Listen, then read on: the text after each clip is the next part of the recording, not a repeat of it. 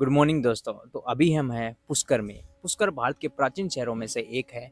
ये राजस्थान के अजमेर जिले में पड़ता है और पुष्कर फेमस है ब्रह्म नगरी नाम से। ब्रह्म यानी कि ब्रह्मा जी की बसाई हुई ये नगरी है और इसके पीछे भी इसकी बहुत ही अच्छी स्टोरी या बोले तो इतिहास है। पुष्कर की स्टोरी स्टार्ट होती है वज्रनाश राक्षस के द्वारा।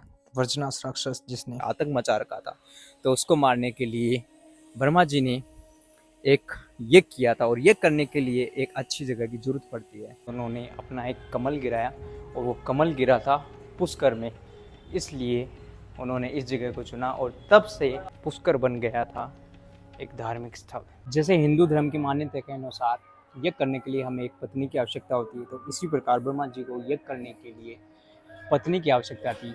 और जो सावित्री जी थे वो किसी कारणवश लेट हो गए थे, वो समय पे आ नहीं पाए और शुभ मुहूर्त जैसे बीत ना जाए इसके लिए ब्रह्मा जी को विवश होके गाय के मुख से स्त्री का जन्म कराया गया, जिनका नाम था गायत्री जी, और उन्होंने उनसे शादी करके यज्ञ को पूर्ण करा। तो विवाह के उपरांत जैसे ही विवाह संपन्न हुआ, सावित्री जी वहाँ पे आ गए और वो ब्रह्मा जी के बगल में बैठी एक पराई स्त्री को देखे क्रोधित हो गए। क्रोधित हो गए, उन्होंने सबको श्राप दे दिया।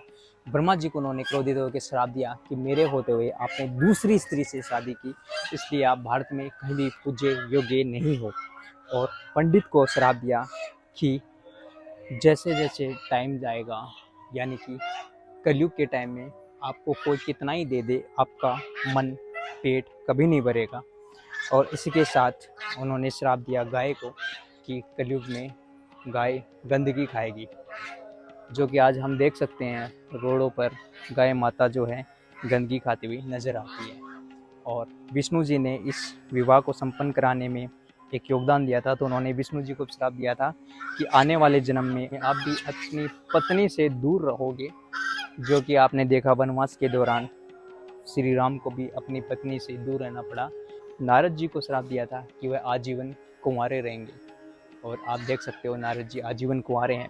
तो जैसे ही क्रोध शांत हुआ, उन्होंने बोला ठीक है, जैसे पुष्कर में पूजा संपन्न हुई है, पुष्कर में ये हुआ है, तो ब्रह्मा जी का एक मात्र मंदिर होगा पुष्कर में और ब्रह्मा जी सिर्फ पुष्कर में पूजे जाएंगे। अगर कोई दूसरा व्यक्ति कहीं पे भी मंदिर बनाने का प्रयास करता है तो वो खंडित हो जाएगा, नाश हो जाएगा और उसकी स्थापना नहीं हो पाएगी। तो इसलिए ब्रह्मा जी का मंदिर एकमात्र मंदिर पूरे दुनिया में पुष्कर में है, जो कि बहुत ही ज़्यादा धार्मिक है। इसीलिए पुष्कर को एक धार्मिक क्षेत्र, एक धार्मिक सिटी या फिर धार्मिक कस्बे के रूप में जाना जाता है।